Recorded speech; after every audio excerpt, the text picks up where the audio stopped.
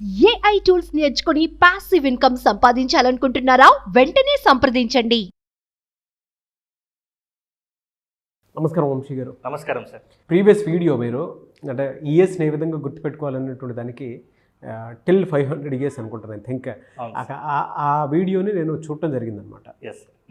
చాలా బాగా అనిపించింది. అయితే పిల్లల్లో 2024 క్యాలెండర్ మొత్తం గుర్తుపెట్టుకుంటే బాగున్నాను, అకేషన్స్ ఎప్పుడు ఏంటి ఏ విధంగా ఉంటాయి అనేటువంటి దాని మీద ఆ మెమరీ పవర్ని పెంచుకుందాం అనుకునేటువంటి వాళ్ళు చాలామంది ఉంటారు. అంటే క్యూరియస్ కూడా ఉంటుంది. అండ్ అది యాక్టివిటీ కింద కనుక ఎవరన్నా చెప్తూ ఉన్నారు అని అంటే స్కూల్లో ఎవరి ముందున్నా సరే, అంటే గ్రూప్ ఆఫ్ పిల్లలు ఉంటారు కదా, సో వాళ్ళని యాక్టివిటీ చేయిస్తే టక్కగా చెప్తా ఉంటే వాళ్ళకు కూడా అప్రిసియేషన్ ఉంటుంది, ఒక కాంపిటీషన్ లాగా పెడితే. అవును సార్. సో వాళ్ళ కోసం అని అడుగుతున్నాను, 24 క్యాలెండర్ని ఏ విధంగా గుర్తుపెట్టుకోవాలి? ఎస్ సార్, ఈ వీడియోలో చెప్పేద్దాం సార్. ఈ వీడియో చూసే ప్రతి ఒక్కరు కూడా పెన్ను పేపర్ లేకుండా జస్ట్ బ్రెయిన్లోనే వాళ్ళు మనం ఏ డేట్ అడిగినా సరే, ఏ మంత్ అడిగినా సరే వాళ్ళు ఆ డే ఏదో వాళ్ళు ఈజీగా చెప్పేస్తారు సార్. అలా ఇప్పుడు ప్రతి వీడియో చూసి ప్రతి ఒక్కరు చెప్తారు. బై ద వే ఇప్పుడు మనం కూడా చెప్తాం సార్, అంటే మీ దగ్గర కూడా చెప్పిస్తాను ఫస్ట్. చాలా ఈజీగా ఉంటుంది సార్. అలాగే మొత్తము నేను చెప్పాను అంటే అప్పుడు క్యాలెండర్ నేను ఉషా మేడం గారు చేసినప్పుడు కూడా క్యాలెండర్ వీడియో చేశాను కదా సార్. అది కూడా చాలా బాగా, అంటే అందరు అడిగారు ఎలా ఏం ట్రిక్ ఉంది, అట్లా ఫింగర్స్ మీద ఎలా చెప్తారు అని అడిగారు చాలా మంది. సో సేమ్ ఇది కూడా జస్ట్ ఫింగర్స్ మీదనే 1 ఇయర్ క్యాలెండర్ ఎట్లా గుర్తుపెట్టుకోవాలో చూపిస్తాను మీకు డెమో. ఇప్పుడు క్యాలెండర్ ఇది 2024. ఇప్పుడు 12 months ఉన్నటువంటి అన్ని మనం 365 days ని కూడా ఇట్లా వేళ్ళ మీద లెక్క పెట్టిస్తాను ఇప్పుడు. కాకపోతే ఒక చిన్న టాస్క్ చేయాలి సార్ మనం. ఇప్పుడు ఒక చిన్న టాస్క్ చేయాలి. అదేంటంటే ఈ కంప్లీట్ ఈ 2024 క్యాలెండర్ గుర్తుపెట్టుకోవాలంటే కొన్ని బేసిక్ పాయింట్స్, జనవరి నుంచి డిసెంబర్ వరకు కొన్ని, అంటే 12 months కి ఒక్కొక్క కోడ్ ఇస్తాను మనం. ఓకే, ఆ కోడ్ని గుర్తుపెట్టుకోవాలి. సో ఆ కోడ్ ఏంటంటే ఇప్పుడు జనవరి అంటే 7 అని ఉంది కదా సార్, అంటే జనవరిలో ఫస్ట్ సండే 7 డేట్ రోజు వస్తుంది అని గుర్తుపెట్టుకోవాలి. చూడండి సార్, ఇక్కడ జనవరిలో ఫస్ట్ సండే 7 డేట్. నెక్స్ట్ ఫిబ్రవరిలో సండే ఎప్పుడు వచ్చింది? 4th ఫ్రైడే, 4th వచ్చింది. నెక్స్ట్ మార్చ్లో సండే ఎప్పుడు వచ్చింది? 3rd వచ్చింది. ఇవే మనం ఇక్కడ టేబుల్లో రాసాం సార్, అంతే. జస్ట్ దీన్ని గుర్తుపెట్టుకుంటే చాలు, 1 year క్యాలెండర్ని ఈజీగా చెప్పవచ్చు సార్. ఓకే, ఇది ఎలా గుర్తుపెట్టుకోవాలి చూడండి సార్. ఫస్ట్ జనవరి ఉంది కదా సార్, జనవరి అంటే 7 గుర్తుపెట్టుకోవాలంటే ఫర్ ఎగ్జాంపుల్ జనవరి 1st month ఇంకొక 1 యాడ్ చేయండి, 7. అట్లా అయినా గుర్తుపెట్టుకోండి. లేదనుకుంటే జనవరిలో స్పెల్లింగ్లో ఎన్ని లెటర్స్ ఉంటాయి? 7 letters. కాబట్టి జనవరి అంటే 7 గుర్తుపెట్టుకోవడం ఈజీ అందరికీ. రీసెర్చ్ జనవరి అంటే 7 గుర్తుపెట్టుకోవచ్చు ఈజీగా. నెక్స్ట్ సార్ ఫిబ్రవరి అంటే 4 గుర్తుపెట్టుకోవాలి. ఎలా గుర్తుపెట్టుకోవాలి? మామూలుగా ఫిబ్రవరి అన్నప్పుడే అందరికీ వ్యాలంటైన్స్ డే గుర్తొస్తుంది, ప్రేమల దినోత్సవం. మంచి ప్రేమలు ఎక్కడ ఉంటాయి అంటే ఫ్యామిలీలో ఉంటాయి. సో ఫ్యామిలీ అంటే జస్ట్ చిన్న ఫ్యామిలీని గుర్తుపెట్టుకోండి, ఓకేనా? 4 members, అమ్మ నాన్న కొడుకు కూతురు. జస్ట్ ఫిబ్రవరి అంటే ప్రేమికుల రోజు. మంచి ప్రేమలు ఎక్కడ ఉంటాయి? ఫ్యామిలీలో ఉంటాయి. సో 4 సెకండ్ మంత్ కాబట్టి 2 2 4. ఇది కూడా బాగుంది సార్, ఇలా అయినా గుర్తుపెట్టుకోవచ్చు, ఓకేనా? నెక్స్ట్ సార్ మార్చ్ అంటే మార్చ్ అనే మంత్ M తో స్టార్ట్ అవుతుంది.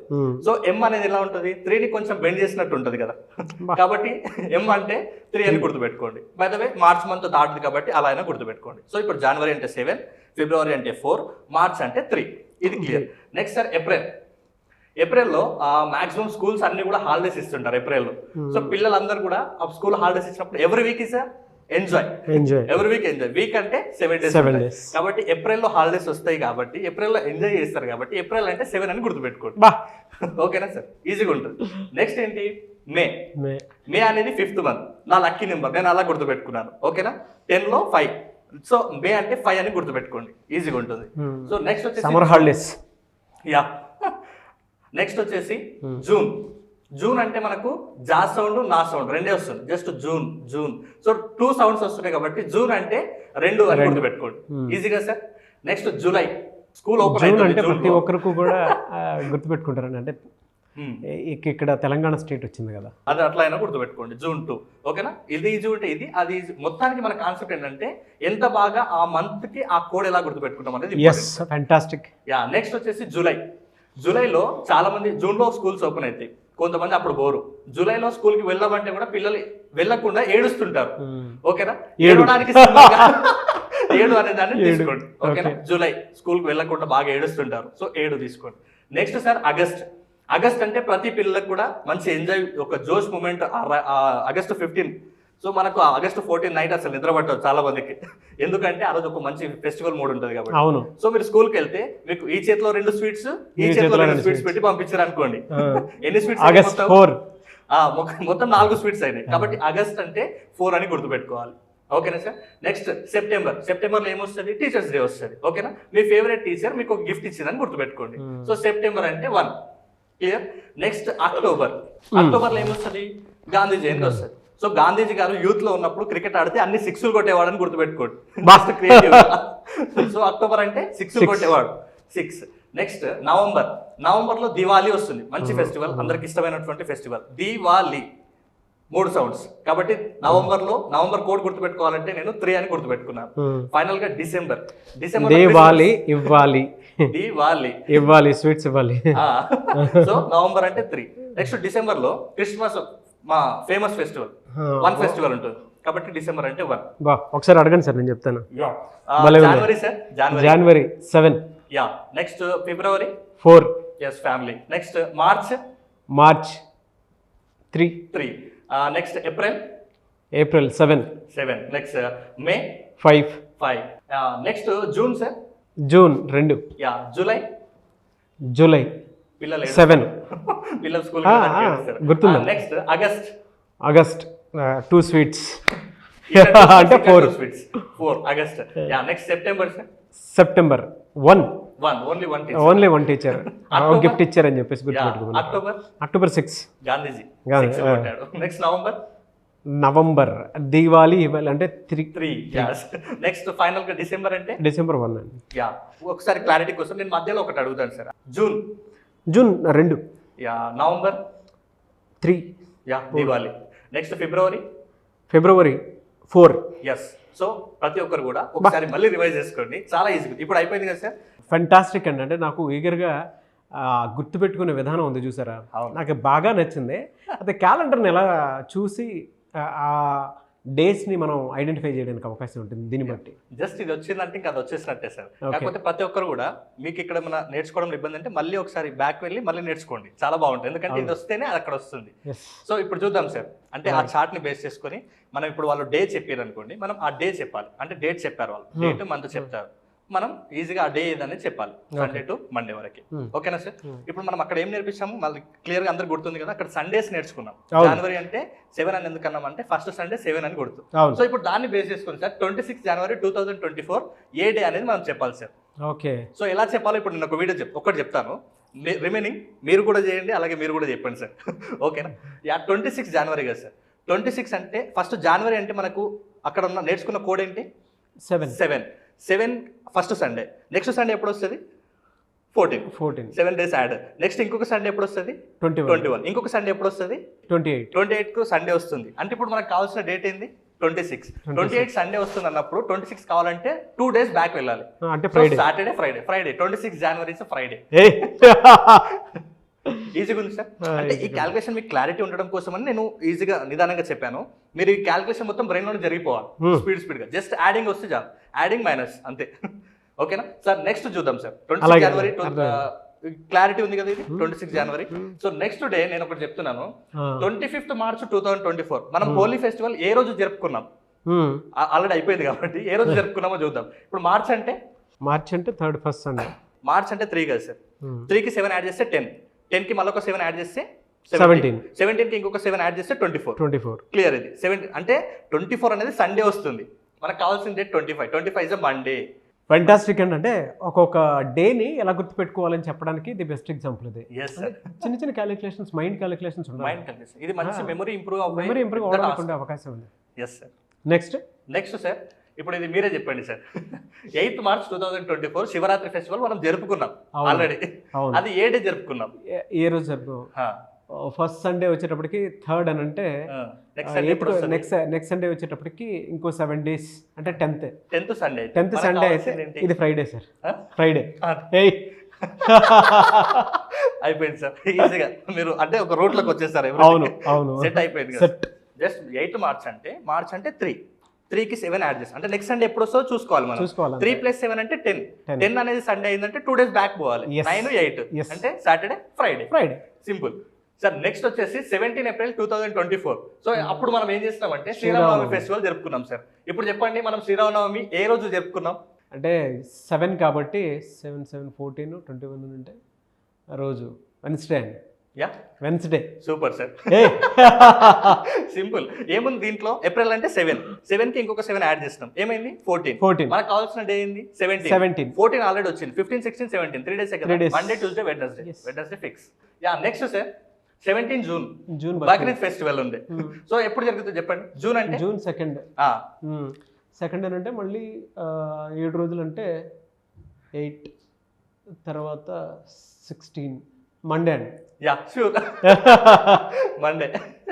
ఇప్పుడు ఏమైంది? బక్రీద్ జూన్ అన్నాం. జూన్ అంటే 2 కి 7 యాడ్ చేస్తే 9 + 7 16 అనేది సండే అయితే 17 అనేది మండే అయితే.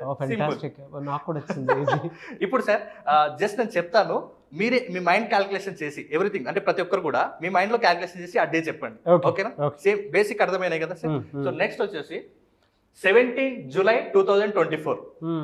సో మీకు జూలై అంటే ఆటోమేటిక్ సండే తెలుసు. సండే అని తెలుసు. At the same time July అని అంటే జనరల్గా ఏడుపు తోటి పిల్లలు వెళ్తూ ఉంటారు కాబట్టి. యా సో దీన్ని మీరు మైండ్ లో క్యాలిక్యులేషన్ చేసి జస్ట్ డే చెప్పేసేయండి సార్. వెన్స్డే అండి. Yeah Wednesday. Super. Wednesday sir. ఎందుకు? ఎలా?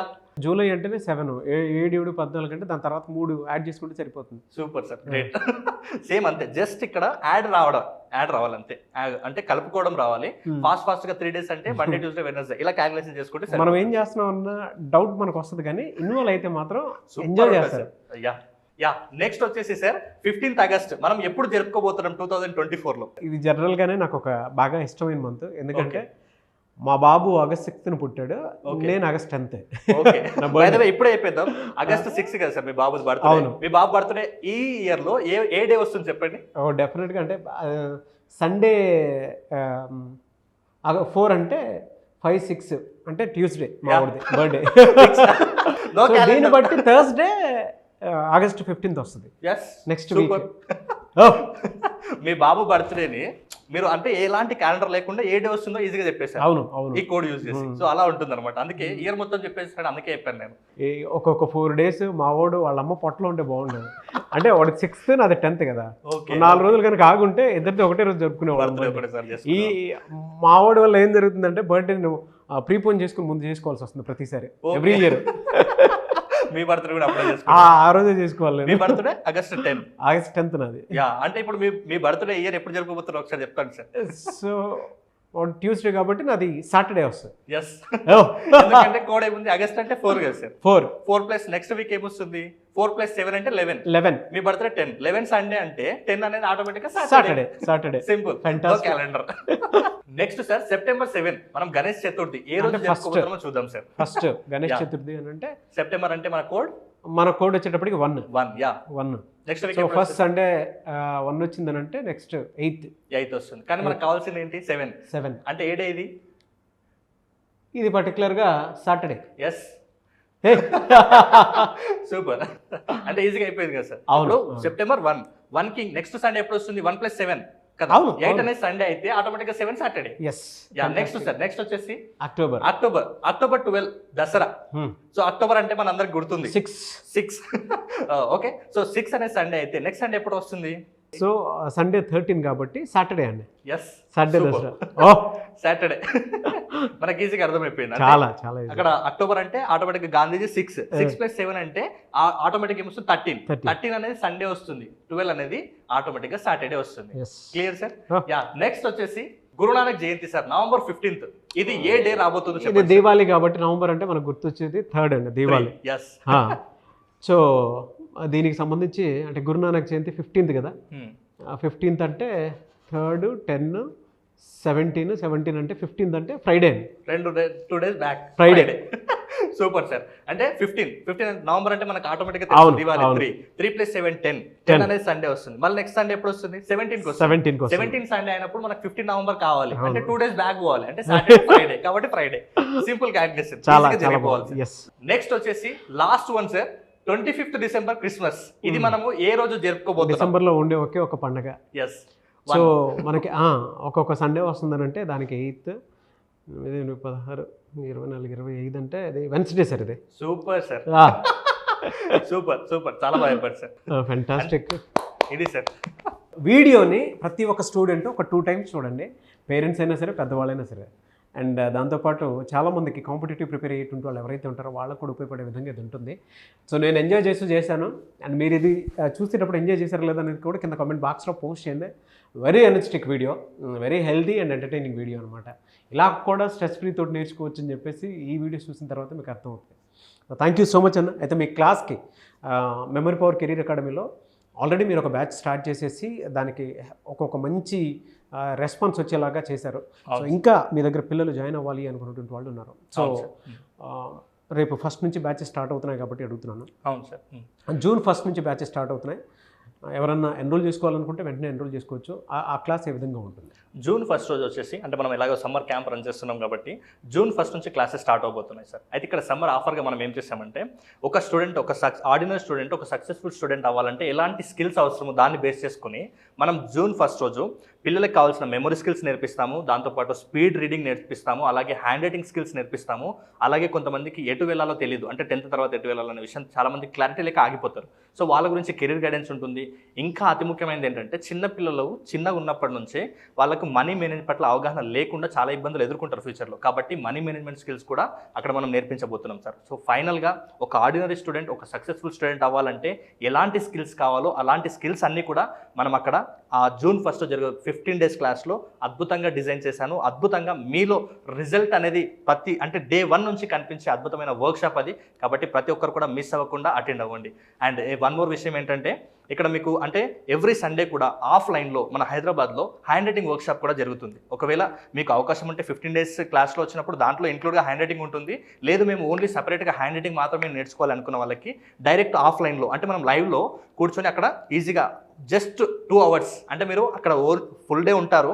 అంటే ఈ 1 day వర్క్షాప్ అనేది 9:30 నుంచి 4:30 వరకు జరుగుతుంది. సో ఆ ఫుల్ డేలో మీరు అద్భుతమైన రిజల్ట్ తీసుకుంటారు. హ్యాండ్ రైటింగ్ ఖచ్చితంగా మారుతుంది. మారకపోతే నాది గ్యారెంటీ, అక్కడ ఈజీగా నేను 2 hours మీ హ్యాండ్ రైటింగ్ మార్పించి చూపిస్తాను నేను రిజల్ట్. ఫెంటాస్టిక్ అండి, నాకు బాగా నచ్చింది. అండ్ తెలుగులో మీకు నేను మళ్ళీ చెప్తున్నాను, మీకైతే తెలుగులో మెమరీ పవర్ టెక్నిక్కి సంబంధించింది, ఫినాన్షియల్ నాలెడ్జ్కి సంబంధించింది, దాంతోపాటు హ్యాండ్ రైటింగ్కి సంబంధించింది, అండ్ పిల్లల్లో కెరీర్ గైడెన్స్కి సంబంధించింది, అండ్ దాంతోపాటు పర్టికులర్గా పిల్లలకి ఫినాన్షియల్ నాలెడ్జ్తో పాటు లోన్స్ ఎక్కడెక్కడ దొరుకుతాయి, అండ్ ఎడ్యుకేషన్ లోన్ ఎలా తీసుకోవాలి, బెస్ట్ కెరీర్ ఏది అనుకున్నటువంటివి 15 days కోర్స్లో. దాని తర్వాత ఇంకొక 15 days వాటికి సంబంధించినటువంటి వాటిల్లో అంటే పేరెంట్స్తోనూ పిల్లలతోనూ యాక్టివిటీ ఉండేలాగా ఉంటుందన్నమాట. సో అటువంటి కోర్స్ తెలుగులో మీరు ఎక్కడ చూడలేరు. ఒక 4 areas కవర్ చేస్తూ కూడా కాన్సన్ట్రేషన్ పెరగడానికి, అంటే లెర్నింగ్ డిజబిలిటీస్ ఏవైతే ఉంటాయో వాటిని ఓవర్కమ్ చేయటం, ఫినాన్షియల్ నాలెడ్జ్ ఒకటి, మెమరీ పవర్ టెక్నిక్స్ ఒకటి, హ్యాండ్ రైటింగ్ వాటికి సంబంధించింది ఒకటి, కెరీర్ గైడెన్స్ ఒకటి. సో ఇవన్నీ కలగలుపుకొని ఆ 4 ఏరియాలే కాదు, హ్యాండ్ రైటింగ్కి సంబంధించింది కూడా పిల్లలది మీకు తెలుగులో ఎక్కడా దొరకదు. సో జూన్ 1st నుంచి క్లాసెస్ స్టార్ట్ అవుతూ ఉన్నాయి. మార్నింగ్ బ్యాచ్ ఉంది, ఈవినింగ్ బ్యాచ్ ఉంది, ఆన్లైన్ ఉంది, ఆఫ్లైన్ ఉంది. మీకు ఏ బ్యాచ్ కావాలనేది మీరే డిసైడ్ చేసుకొని వెంటనే స్క్రీన్ మీద కనిపిస్తున్న నెంబర్కి సంప్రదించండి. సో పొరపాటును కూడా ఇలాంటి అవకాశాలు మిస్ చేసుకోవద్దు. అండ్ ఎవ్రీ సండే కూడా మీకు ఎవరైనా హ్యాండ్ రైటింగ్ సంబంధించినటువంటి ఆఫ్లైన్ క్లాస్ కావాలన్నా కూడా మీరు డైరెక్ట్గా అప్రోచ్ అవ్వచ్చు ఆఫ్లైన్ క్లాస్కి. సో ఆ విధంగా సరే మీరు అప్రోచ్ అవ్వచ్చు. అండ్ మీరు ఎన్రోల్ చేసుకోవాలనుకుంటే స్క్రీన్ మీద కనిపిస్తున్న కాంటాక్ట్ నెంబర్కి కాల్ ఆర్ మెసేజ్ వాట్సాప్ చేసి వెంటనే ఎన్రోల్ చేసుకోండి. ఈ వీడియో లైక్ చేయండి, షేర్ మాత్రం తప్పకుండా చేయండి. ఇలాంటి మరిన్ని వీడియోస్ కోసం మా ఛానల్ ఫాలో అవ్వండి. Thank you. సుమన్ టీవీలో మీ పర్సనల్ అండ్ బిజినెస్ ప్రమోషన్స్ కోసం కింది నెంబర్కి కాంటాక్ట్ చేయండి.